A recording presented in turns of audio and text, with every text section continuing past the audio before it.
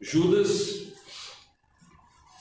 versículos 20 a 25. Leamos o que nos diz a palavra santa e eterna, que permanece para sempre, vinda do nosso Deus. Assim está escrito. Judas 20 a 25. Mas vós, amados, edificando-vos a vós mesmos sobre a vossa santíssima fé, orando no Espírito Santo, conservai-vos a vós mesmos no amor de Deus, esperando a misericórdia do nosso Senhor Jesus Cristo para a vida eterna. E apiedai-vos de alguns, usando de discernimento, e salvai alguns com temor, arrebatando-os do fogo, odiando até a túnica manchada da carne. Ora, aquele que é poderoso para vos guardar de tropeçar e apresentar-vos irrepreensíveis com alegria perante a sua glória, ao Deus único, sábio, Salvador nosso, seja glória e majestade, domínio e poder, agora e para todo o sempre. Amém. Que Deus aplique, amados irmãos, o texto que nós acabamos de ler em nossos corações, em nossas mentes e em nossas vidas. Amados e queridos irmãos, é também um trabalho do crente a autoedificação. A palavra de Deus diz: mas vós, amados, edificando-vos a vós mesmos. É um trabalho do crente a autoedificação. É a obrigação do crente estar edificando-se para a honra e glória de Deus. O crente que não se autoedifica é incapaz de edificar qualquer outro. Um crente que é incapaz de se autoedificar é reprovado para a obra do Evangelho. Um crente que não tem a capacidade de estar continuamente crescendo não chegará a ser um varão completo, à medida da estatura completa de Cristo, a um crente adulto na fé, pronto a tomar as decisões corretas em relação à sua vida e em relação à obra a qual o Senhor o comissionou e chamou. A palavra de Deus nos diz na Epístola de Paulo aos Efésios, em seu capítulo 4, sobre o querer de Deus em relação à nossa edificação.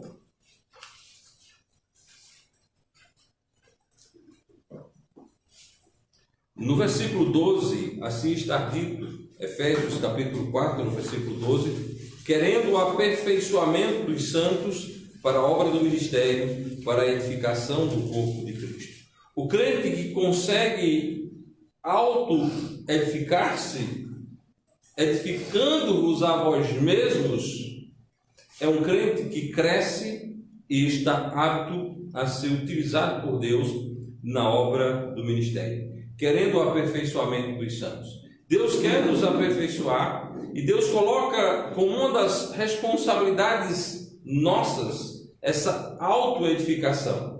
A autoedificação ela ocorre através da leitura da palavra de Deus, da aplicação da palavra de Deus à vida, da oração e do trabalho na obra do Senhor, da comunhão com os amados irmãos. Deus nos quer nos autoedificando, e para que realmente estejamos crescendo, é necessário a leitura da Bíblia, o estudo da Bíblia visando a frutificação. Nós devemos nos preocupar se estamos sendo frutíferos ou se somos completamente infrutíferos. Quais são os frutos da nossa vida em Cristo? Um crente que se edifica, ele frutifica. E a edificação vem necessariamente pelo estudo e aplicação da palavra de Deus, pela oração, pelo serviço, pela comunhão com Deus e com os amados irmãos em Cristo Jesus, porque eu não posso achar que tenho comunhão com Deus se eu não tenho comunhão com os irmãos em Cristo Jesus. Se eu não tenho comunhão com vocês que eu vejo, como eu posso ter comunhão com Deus que eu não vejo?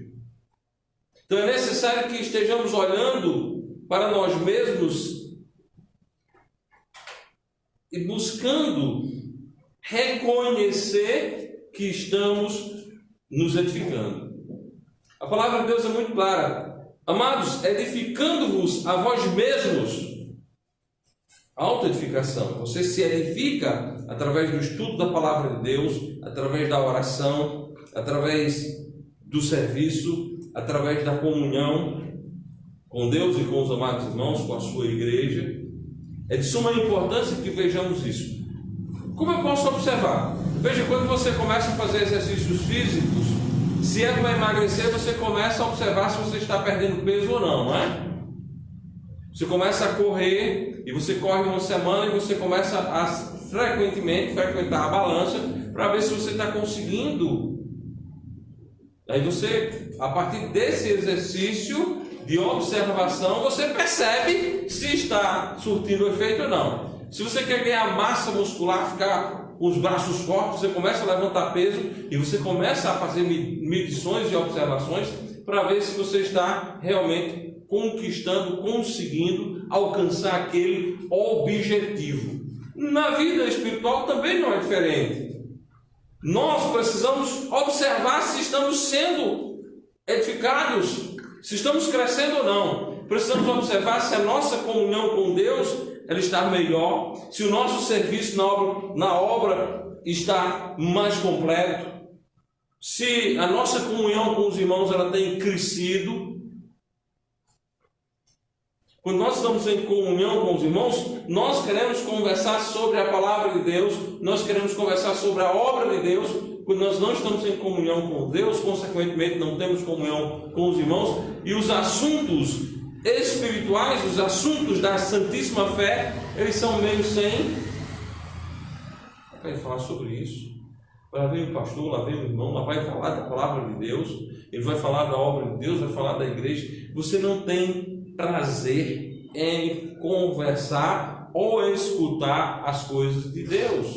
Então a Bíblia diz, para que esse crescimento ocorra, para que essa edificação ocorra, para que cada vez mais estejamos separados do mundo. O irmão Neto cantou um hino que fala que o mundo tem um clamor, né? Tem um chamado. Os clamores do mundo chamam os crentes, porém os crentes têm de se afastar dessas armadilhas, sabendo que temos um inimigo que quer nos destruir. E a nossa responsabilidade, melhor dizendo, e a nossa responsabilidade para com Deus é a nossa edificação. No versículo 21 diz: conservai-vos a vós mesmos no amor de Deus, esperando a misericórdia do nosso Senhor Jesus Cristo para a vida eterna. Amados irmãos, nós sabemos que no que diz respeito à nossa santificação, ela foi completa em Cristo, que a nossa conservação, ela é completa em Cristo, mas que nós temos uma santificação e uma conservação prática que ocorre no nosso dia a dia, não para a salvação, mas para contínua comunhão e edificação. Por exemplo, eu quero que entendamos o seguinte: a Bíblia diz que eu sou santo, que eu estou me santificando e que eu serei completamente santo, não é isso? Eu sou completamente santo porque o Senhor Jesus Cristo me santificou. Eu estou me santificando porque cada dia nós procuramos nos separar do pecado, e eu serei completamente santo quando eu for arrebatado, receber um corpo glorioso. Essa mesma lógica podemos aplicar no que diz respeito à conservação. Eu estou plenamente conservado em Cristo, como nos diz o versículo 1 de Judas. Judas, servo de Jesus Cristo, e irmão de Tiago. Judas, servo de Jesus Cristo e irmão de Tiago, aos chamados santificados em Deus Pai e conservados em Cristo Jesus. Nós somos completamente conservados para a vida eterna em Cristo Jesus. Amém? Amém. Não falta absolutamente nada no que diz respeito à nossa salvação. Somos perfeitamente conservados. Mas a palavra de Deus diz que nós devemos nos conservar. Diz: conservai-vos a vós mesmos no amor de Deus. Devemos ter uma contínua preocupação de estarmos nos conservando, nos dedicando ao serviço do Senhor. Certo? E nós seremos plenamente conservados quando tivermos o nosso corpo igual ao corpo de Cristo no céu. Certo? Então, entendendo as colocações, para não dar distorção doutrinária e achar que um texto contraria o outro quando diz ou quando fala de eterna conservação. A palavra de Deus diz: conservai-vos a vós mesmos no amor de Deus. Conserve-se numa boa atitude em relação ao amor de Deus. A palavra de Deus diz que o amor de Cristo nos constrange. Então devemos ter uma contínua preocupação de amarmos ao Senhor, porque Ele nos amou primeiro, de procurarmos desenvolver a nossa vida, colocando como fundamento principal as coisas pertencentes a Deus, as coisas concernentes a Deus. Muitas vezes o homem cai não por algo ruim. Muitas vezes o homem cai, o crente cai, quando ele deixa o ótimo por causa do bom. Certo? Talvez uma das maiores pedras de tropeço da vida do crente seja o bom. Porque Deus não nos chamou para o bom, Deus nos chamou para o ótimo. Eu quero dar um exemplo, eu não vou apenas citar, mas a atitude de Marta e Maria. Jesus chega naquela residência e nós vamos ter duas atitudes. Marta preocupa-se com uma coisa muito boa: fazer comida para Jesus, e elas também. Fazer comida não é algo ruim, fazer comida não é algo pecaminoso. Preocupar-se com a alimentação do corpo natural não é pecado, não é algo ruim. Bom, já Maria não se preocupou em preparar comida, não se preocupou em ajudar a irmã naquela tarefa. Ela sentou-se aos pés de Jesus e passou a ouvir a palavra de Deus. E então, em um determinado ponto, Marta questiona o próprio mestre em relação a ela estar atarefada e a sua irmã está ali ouvindo. E Jesus disse que ela escolheu a boa parte, ouvir a palavra de Deus. Então nós devemos ter essa percepção, porque muitas vezes nós queremos colocar as coisas efêmeras e passageiras acima das coisas eternas. E eu tenho visto na história recente muitos crentes que naufragaram na fé, que não se desenvolveram, que não cresceram, que não frutificaram. Por quê? Preocuparam-se mais com as coisas concernentes à vida material do que a vida espiritual.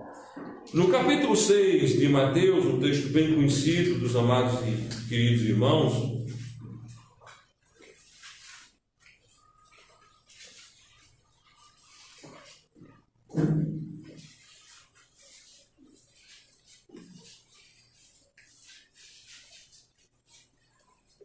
versículo 19 e 20 diz: não ajunteis tesouros na terra, onde a traça e a ferrugem tudo consomem, e onde os ladrões minam e roubam, mas ajuntei tesouros no céu, onde nem a traça nem a ferrugem consomem, e onde os ladrões não minam e não roubam.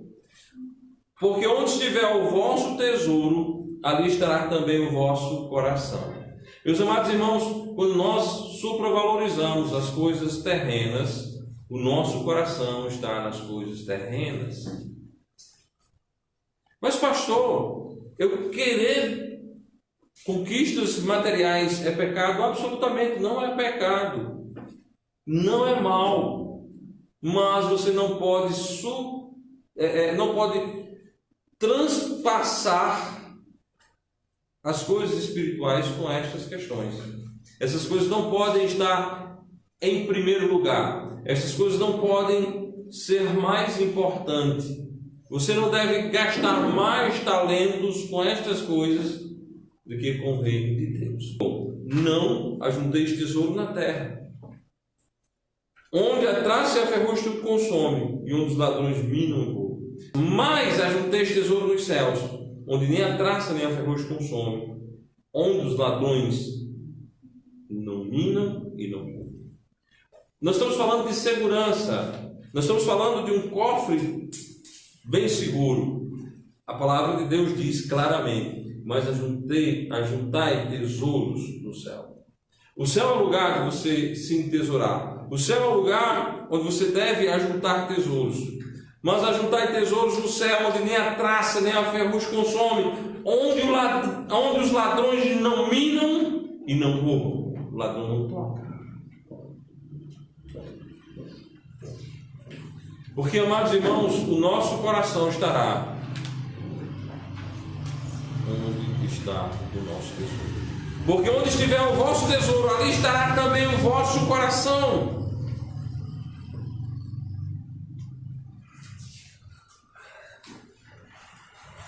Onde estiver o nosso tesouro, ali estará também o nosso coração.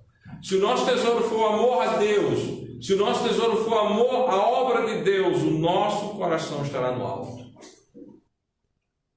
Nós iremos agir aqui na terra como lídimos representantes de Deus na terra. A Bíblia diz que nós somos embaixadores de Deus. Não é isso? Então, sendo assim, devemos sempre representar e agirmos, seja em que assunto for, como representantes de Deus. Mas pastor, o que eu vou comer? Mas pastor, o que eu vou beber? Mas pastor, o que eu vou vestir? No versículo 31 do mesmo capítulo de Mateus capítulo 6, está dito: não andeis, pois, inquietos, dizendo que comeremos, ou que beberemos, ou com que nos vestiremos, porque todas estas coisas os gentios procuram. De certo, vosso Pai Celestial bem sabei que necessitais de todas estas coisas. Meus amados irmãos, devemos ter muito cuidado para que estas coisas não venham a tomar conta da nossa vida. E assim sendo, nós deixemos de buscar em primeiro lugar o reino de Deus e a sua justiça. Pois quando buscamos em primeiro lugar o reino de Deus e a sua justiça, as demais coisas são acrescentadas. As demais coisas são acrescentadas. Então, conservai-vos a vós mesmos no amor de Deus, colocando, seja em que assunto for, as coisas de Deus em primeiro lugar, a pessoa de Deus em primeiro lugar, o seu relacionamento com Deus em primeiro lugar.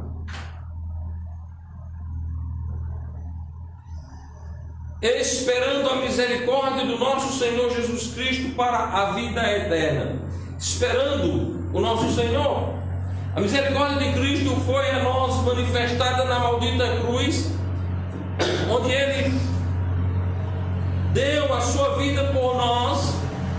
Porém, a misericórdia de Deus irá nos tocar, pois teremos um dia esse corpo miserável transformado igual ao corpo de Cristo. Amém? Amém. Esse corpo que clama pelo pecado, esse corpo que clama pelo pecado, um dia não será mais vendido ao pecado. Um dia estará plenamente livre do pecado. Esperando a misericórdia do nosso Senhor Jesus Cristo para a vida eterna. Um dia nós iremos ouvir o som da trombeta. Um dia nós iremos ouvir o som da trombeta. Nós vamos ouvir uma voz: sobe aqui, e nós subiremos e estaremos para sempre com o Senhor. Amém? Amém. Amém. Amém. E então será cumprida plenamente a misericórdia de Deus. E nós estaremos para sempre com o Senhor. Aí no versículo 22, ele sai do para o coletivo. Ele vem tratando com você, edificando a você mesmo. Ele vem tratando com você, conservando-se a você mesmo, lembrando, edificando e conservando, no sentido contínuo, dia após dia, você está mais parecido com Cristo. O texto aqui não fala de salvação de alma, mas sim do crente andando da maneira digna de um filho de Deus. Amém? Amém. Bom, no versículo 22 ele alarga e ele diz: e apiedai-vos de alguns, usando de discernimento, e salvai alguns com temor, arrebatando-os do fogo, odiando até a túnica manchada da carne. Crentes, irmãos, crentes que estão fugindo da comunhão com Deus. Crentes que estão, salvai aqui é salvai para a utilidade prática, para voltar à comunhão com Deus, para voltar ao estado de edificando-se continuamente, para voltar ao estado de conservando-se no amor de Deus, do serviço ao Senhor. Apiedai-vos de alguns, usando de discernimento. O que acontece, irmãos? Que muitas vezes quando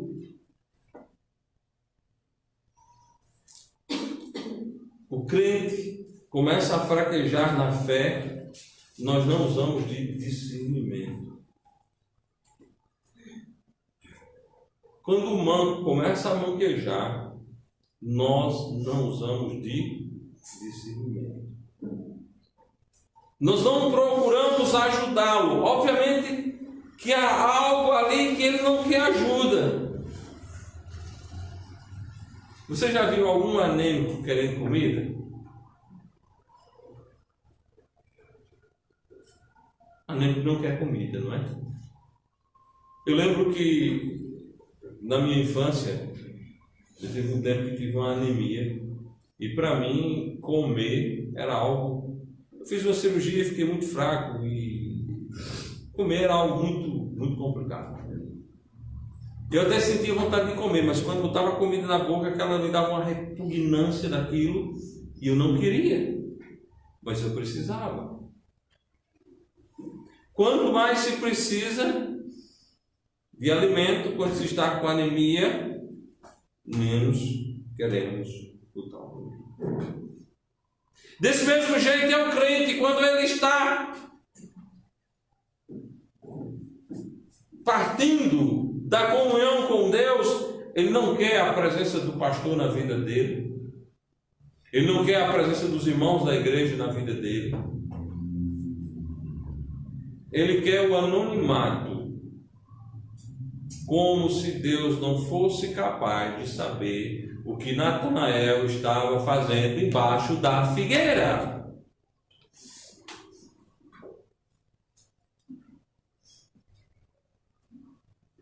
Eu quero o anonimato. É como o filho. Quando o filho está fazendo alguma coisa errada, ele não quer o pai por perto, não é fato? Ele não quer a mãe por perto. Ele não quer um tio por perto. Ele não quer um amigo do pai por perto. Porque ele sabe, se meu pai ver, eu vou para o castigo, eu vou sofrer alguma consequência. Então ele quer o anonimato. E a palavra de Deus está dizendo: apiedai-vos de alguns usando discernimento e salvai alguns com temor, arrebatando-os do fogo. Arrebatando-os do fogo. Amados irmãos, o crente jamais vai entrar no fogo do inferno. Mas não esqueçam que o crente desviado da vontade de Deus, ele é salvo como através do fogo. É salvando daquela situação de ser salvo como que através do fogo. Eu me remeto a Coríntios,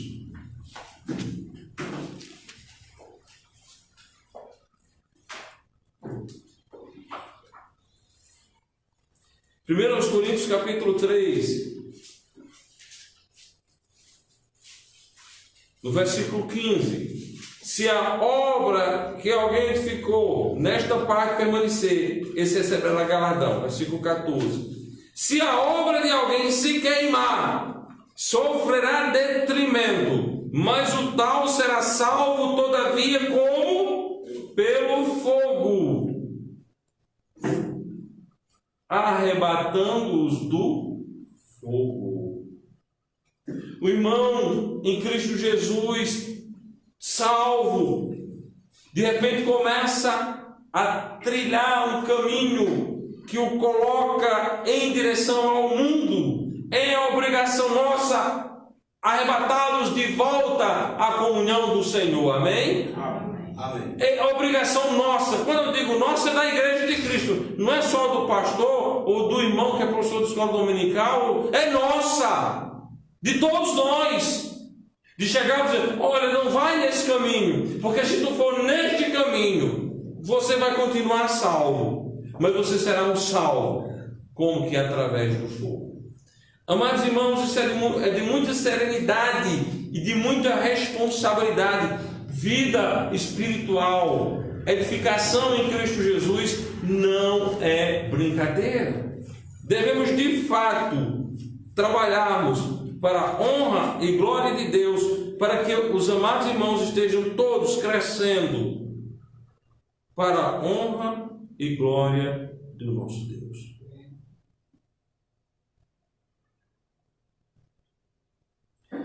Ainda falando sobre esse arrebatar do fogo, vejam, Hebreus capítulo 10. Hebreus capítulo 10.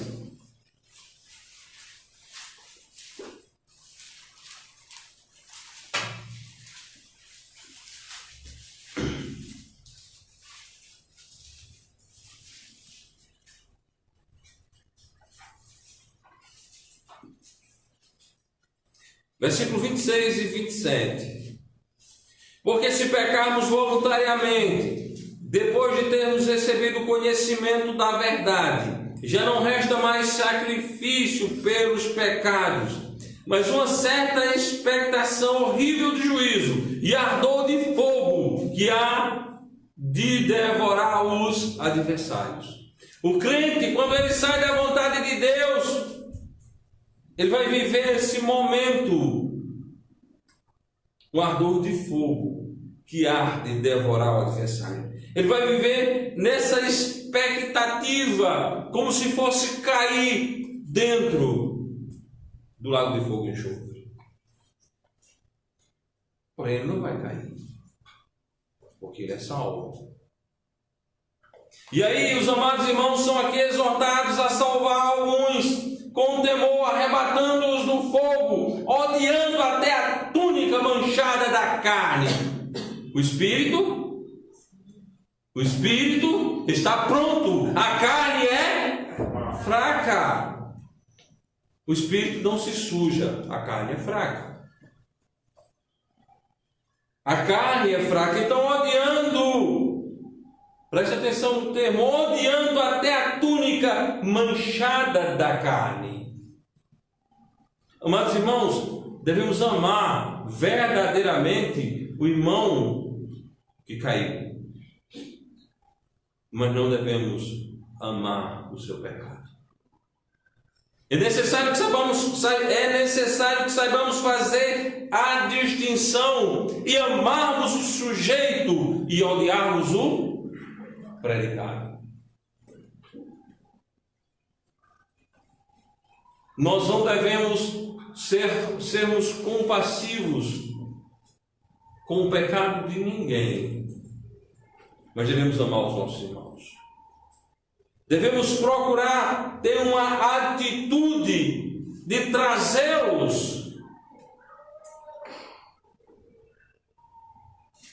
uma atitude de arrebatá-los dessa condição de ser salvo por meio do fogo e de estar vivendo numa expectativa horrível de ardor de fogo que vai devorar o adversário. Responsabilidade.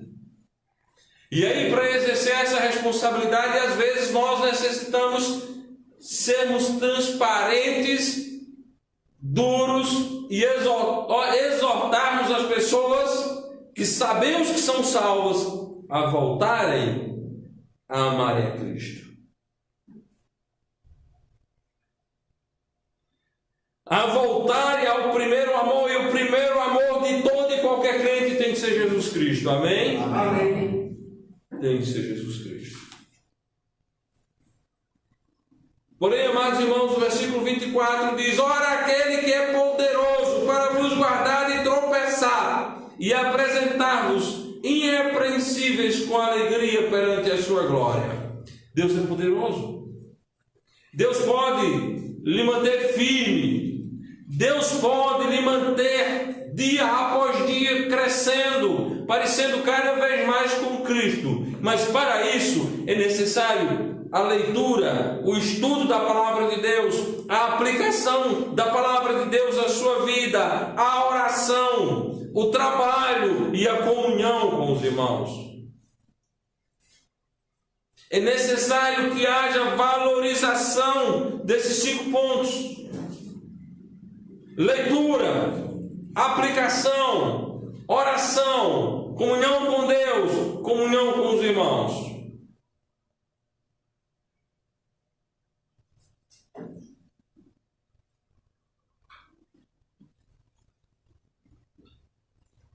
Ou melhor, pormos assim: leitura, aplicação, oração, comunhão com Deus e os irmãos num ponto só, e trabalho na obra do Senhor, que Ele nos quer aperfeiçoados para usar na obra do ministério.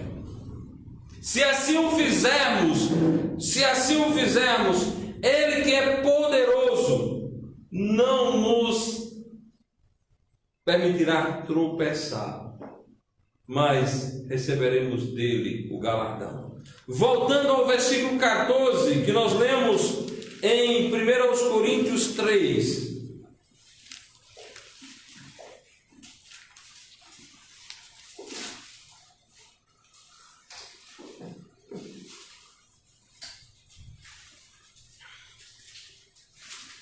Se a obra que alguém edificar nessa parte permanece, esse receberá galardão.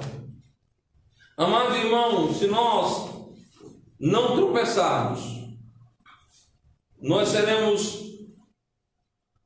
apresentados com alegria perante a glória de Deus no dia do bema, do tribunal de Cristo. Nós não seremos envergonhados e nós receberemos do Senhor o galardão. Amém? Amém. Nós receberemos do Senhor o galardão. Ao Deus único, sábio, Salvador nosso, seja glória, majestade, domínio e poder, agora e para todo sempre. Meus amados, ao Deus único e sábio, Salvador nosso, seja glória em minha vida, seja glória em sua vida, seja a majestade dele em minha vida, seja a majestade dele em sua vida. Seja domínio dele sobre minha vida, seja domínio dele sobre a tua vida, seja poder dele sobre a minha vida, seja poder dele sobre a tua vida. Às vezes nós lemos esse texto e ficamos pensando: glória, majestade, domínio, poder de Deus lá no céu. Não é lá no céu não, irmãos. É também lá, mas é na sua vida e na minha vida. Amém? É na nossa vida. É na nossa vida que tem que se manifestar a glória de Deus. É na nossa vida que tem que se manifestar a majestade de Deus. É na nossa vida. É na nossa vida que tem que se manifestar o domínio de Deus. É na nossa vida que tem que se manifestar o poder de Deus. As pessoas olharem para a nossa vida e dizer: na vida daquele ali eu vejo o poder de Deus. Amém. Olhar e ver a transformação que ocorreu na nossa vida e dizer: eu vejo a glória de Deus na vida dessa pessoa. pessoa, eu vejo a majestade de Deus na vida dessa pessoa, eu vejo o domínio de Deus na vida dessa pessoa, eu vejo o poder de Deus na vida dessa pessoa. E tudo isso envolve a nossa maneira de falar, a nossa maneira de viver, a nossa maneira de tratarmos uns aos outros e os outros que não são do nosso meio. É necessário que as pessoas vejam isso em nós, para a honra e glória de Deus. A obrigação do crente, a responsabilidade do crente é mostrar esses fatos na sua vida, para a honra e glória de Deus. Agora e para todo sempre. Agora na nossa vida e para todo sempre no céu. Para todo sempre quando formos arrebatados lá no céu, irmãos, na esfera eterna. Glória, majestade, domínio e poder de Deus já é certo. As pessoas repetem a oração que o Senhor ensinou. Pai nosso, que estás nos céus, seja feita a tua vontade, assim na terra, como é feita no céu. Amém? Amém. Então, seja feita a vontade de Deus na minha vida, como ela é feita no céu. Mesma questão aqui. Seja glória, majestade, domínio, poder agora e para sempre. Agora na minha vida, como é feita para sempre no céu. Amém? Amém. Como é feita na esfera eterna. Portanto, meus amados irmãos, que esta exortação do Espírito Santo de Deus, escrita por Judas, tome conta do meu coração, tome conta da minha vida, tome conta do meu entendimento, e não só do meu, também do seu. Para que possamos nos auto-edificarmos, para que possamos nos conservarmos no amor de Deus, para que possamos arrebatar do fogo aqueles irmãos que estão desviados. Lembrando fogo, como posto em 1 Coríntios capítulo 3, versículo 15, salvo como através do fogo, salvo como por meio do fogo. E quando alguém é salvo do fogo, é salvo sem nada, sem galardão algum. Que nós possamos trazê-los de volta, para que lá adiante sejam apresentados irrepreensíveis, com alegria perante o Senhor, e não envergonhados. E sendo assim, a vida desta igreja seja marcada pela glória de Deus. Um dos momentos mais tristes de Israel foi no Icabode. Foi-se a glória de Deus. Que a glória de Deus, irmãos, nunca saia da minha vida, nunca saia da sua vida, nunca saia da vida desta igreja. Que as pessoas possam perceber a glória de Deus sobre a vida desse povo. A glória de Deus sobre a vida desse povo. A glória de Deus sobre a vida desse povo. Então, que essa exortação nos sirva para que a glória de Deus verdadeiramente esteja na vida desta igreja. Que a majestade de Deus verdadeiramente esteja na vida desta igreja.